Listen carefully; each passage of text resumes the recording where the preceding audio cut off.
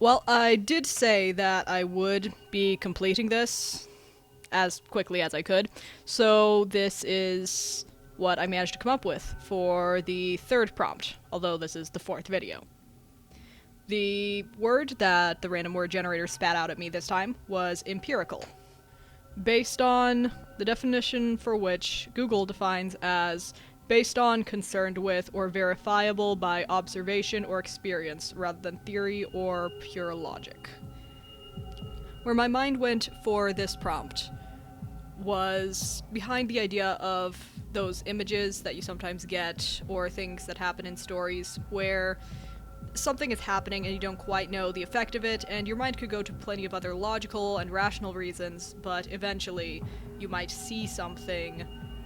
or have something in front of you that would prove, or would seem to prove,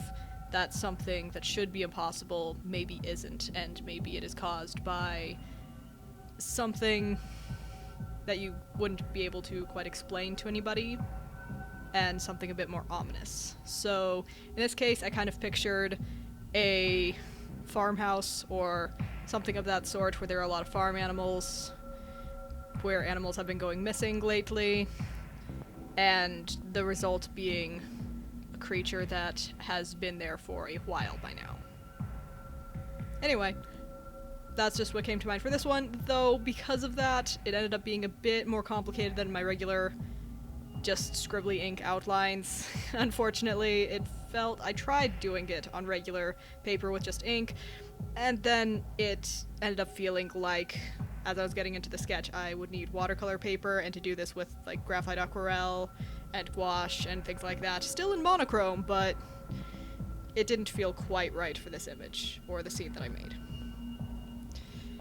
I ended up getting this sort of visual result by starting with a lot of graphite aquarelle, especially on the background, kind of layering it in, making sure to brush it out and layer it some more to bring back some of the texture, and then going in with some gouache when I felt the values weren't dark enough, and the gouache really helped to darken everything up. After that, I did the same for the creature in the front, where I just went back and forth with pencil, washing it out, pencil, followed by some gouache to lighten things back up,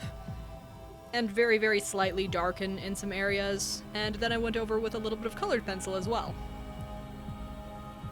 I think that it still managed to look pretty cohesive and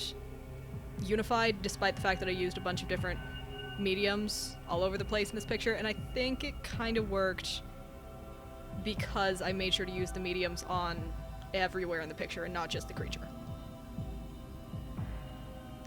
In order to get some of the splatters for the floor, I just took some gouache, really, really watered it